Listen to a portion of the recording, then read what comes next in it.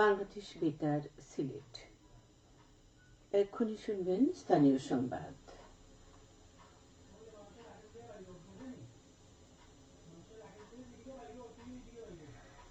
আসসালামু আলাইকুম। বাংলাদেশ বেতার সিলেট সংবাদ পড়ছি অনন্যা তালুকদার জেনি। বিভিন্ন কর্মসূচির মধ্য দিয়ে সিলেটেও আজ পালিত হচ্ছে বিশ্ব যক্ষ্মা দিবস।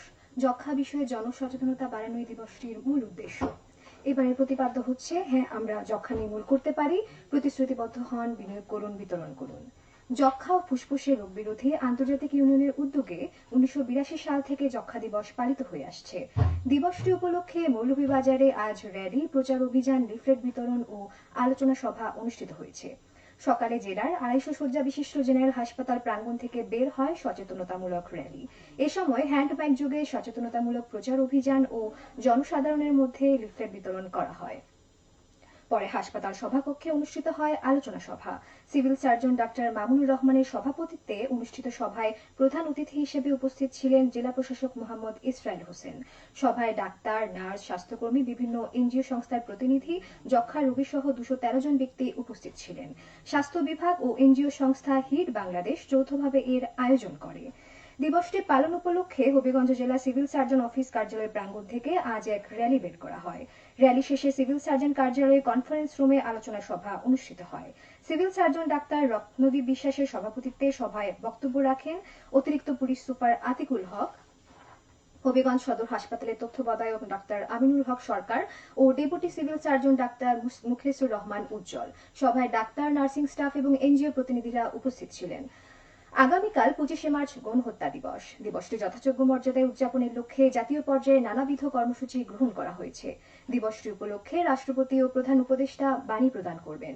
সারা দেশের স্কুল, কলেজ, মাদ্রাসা ও কারিগরি শিক্ষা সহ সব শিক্ষা প্রতিষ্ঠানে বিশিষ্ট ব্যক্তি এবং বীর মুক্তিযোদ্ধাদের সমন্বয়ে 25শে মার্চ গণহত্যার স্মৃতিচারণ ও আলোচনা সভা অনুষ্ঠিত হবে।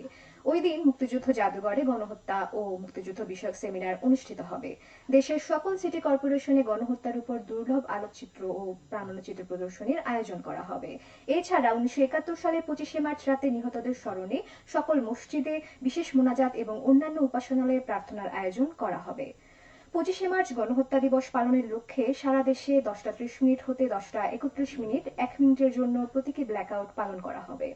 এছাড়াও গুরুত্বপূর্ণ সরকারি, আধা সরকারি, স্বায়ত্তশাসিত এবং বেসরকারি ভবন ও স্থাপনাসমূহে কোনো অবস্থাতেই 25শে মার্চ রাতে আলোকসজ্জা করা যাবে না। এদিকে আগামী 26শে মার্চ মহান স্বাধীনতা ও জাতীয় দিবস যথাযোগ্য মর্যাদায় উদযাপনের লক্ষ্যে জাতীয় পর্যায়ে বিস্তারিত কর্মসূচি গ্রহণ করা হয়েছে। আজ এক সংবাদ বিজ্ঞপ্তিতে কথা জানিয়ে বলা হয়, এদিন ঢাকা সহ সারা দেশে প্রত্যুষে 31 বার তোপধ্বনির মাধ্যমে দিবসটির সূচনা হবে।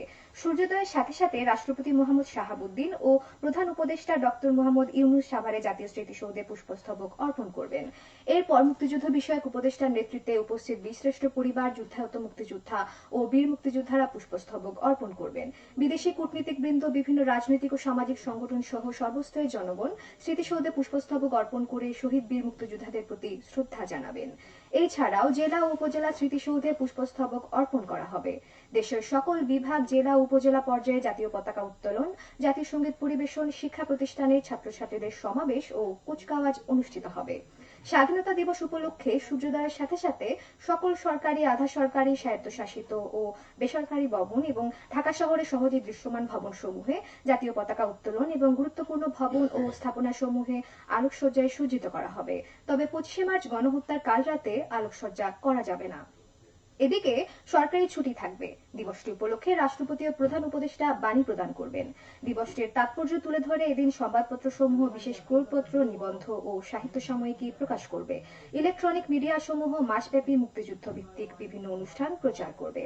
মৌলভীবাজারে 250 শয্যা বিশিষ্ট জেনারেল হাসপাতালকে 500 শয্যায় উন্নীত করায় প্রধান উপদেষ্টা ডাক্তার মোহাম্মদ ইউনূসের প্রতি কৃতজ্ঞতা প্রকাশ, হাসপাতালের সার্বিক সমস্যা দূরীকরণ এবং মেডিকেল কলেজ প্রতিষ্ঠার দাবিতে আজ মানববন্ধন ও সমাবেশ অনুষ্ঠিত হয়েছে মৌলভীবাজারে। সকালে প্রথমে হাসপাতাল প্রাঙ্গণে অনুষ্ঠিত হয় মানববন্ধন, পরে একই স্থানে অনুষ্ঠিত হয় সমাবেশ। এতে 5 শতাধিক ব্যক্তি উপস্থিত ছিলেন। জেলা সামাজিক উন্নয়ন সংগঠন সমূহ যৌথভাবে এর আয়োজন করে। আসন্ন ঈদ উল ফিতর উপলক্ষে দরিদ্র ও অসহায় মানুষের মধ্যে উপহার সামগ্রী বিতরণ করা হয়েছে মৌলভীবাজারে। আজ সকালে Kashinath Alauddin school and college মাঠে উপজেলার 12টি ইউনিয়ন ও একটি পৌরসভার 2550 জনের মধ্যে একটি করে শাড়ি, লুঙ্গি, পাঞ্জাবি সহ এবং 250 জন শিশুর মধ্যে শিশুদের উপযোগী পোশাক বিতরণ করা হয়। মৌলভীবাজার জেলা প্রবাসী ওয়েলফেয়ার সোসাইটি এ উদ্যোগ নেয়। এদিকে পবিত্র ঈদ উল ফিতর উপলক্ষে হবিগঞ্জের শায়েস্তাগঞ্জ উপজেলার নূরপুর ইউনিয়নে আজ কয়েক হাজার অসহায় ও দুস্থ পরিবারের মধ্যে 10 কেজি করে বিনামূল্যে সরকারি ভিজিএফ এবং জিআর চাল বিতরণ করা হয়েছে। দিনব্যাপী ইউনিয়ন পরিষদ কার্যালয়ে 2024-25 অর্থ বছরের মানবিক সাহায্য কর্মসূচির আওতায় এসব চাল বিতরণ করা হয়। চাল বিতরণ কর্মসূচি উদ্বোধন করেন নূরপুর ইউনিয়নের চেয়ারম্যান আলহাজ্জ গোলাম কিবরিয়া চৌধুরী বেলাল। এ সময় প্রত্যেক ওয়ার্ডের নির্বাচিত সদস্যরা উপস্থিত ছিলেন। জানিয়ে দিচ্ছি সেহরি ইফতারের সময়সূচি। সিলেট ও পার্শ্ববর্তী এলাকায় আজ ইফতার সন্ধে 6:09 এবং আগামীকাল সেহরির শেষ সময় ভোর 4:32 সবশেষে আবহাওয়া। রাত 1টা পর্যন্ত পূর্বাভাসে বলা হয়েছে সিলেট সহ পার্শ্ববর্তী এলাকায় আজ কোনো সতর্কবাণী নেই এবং কোনো সংকেতও দেখাতে হবে না। আজ সিলেটে সূর্যোদয় হয়েছে 5:51 এবং সূর্য অস্ত যাবে সন্ধ্যা 6:05। সংবাদ শেষ হলো। আমাদের পরবর্তী স্থানীয় সংবাদ প্রচারিত হবে সন্ধ্যে 7টায়। এতক্ষণ শুনলেন স্থানীয় সংবাদ। বাংলাদেশ